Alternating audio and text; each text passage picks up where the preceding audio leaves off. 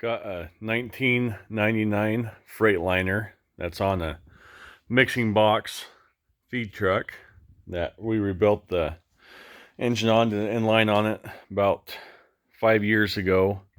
And I'm getting coolant in the oil, and we've already pulled off the oil pan. I just want to show you guys kind of what to look for if you have this situation on a C12 engine. We have one of these tools to pressurize your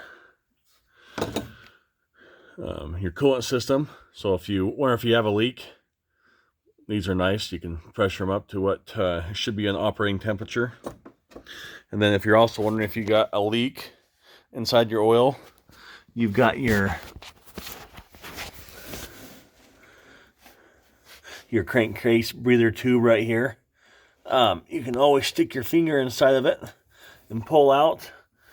And if you look on my finger, it'll clear up here. Let's see if I can focus it.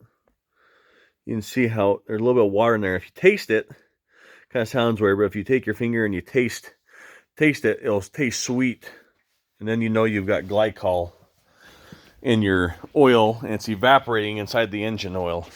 So let me climb underneath here and show you what we got going on here. So here's with the pan off. I've got pressurized, and you can see that right there, that drip coming off. If I can get this light up here, we can kind of see it's coming from the front left side of the engine if you're standing in the front of the truck, and that's right where the water pump is. And on C12s, that's a pretty common thing, is for that water pump to leak into the engine oil. So if you suspect that maybe you have water going in your oil, this would be a good place to start. If you are able to taste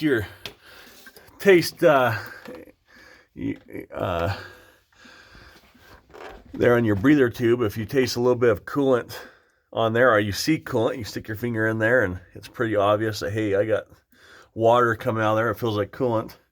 If not, give it a little bit of a taste and you'll know right off the bat. If it tastes a little sweet, we got problems. So I'll show you where the water pump is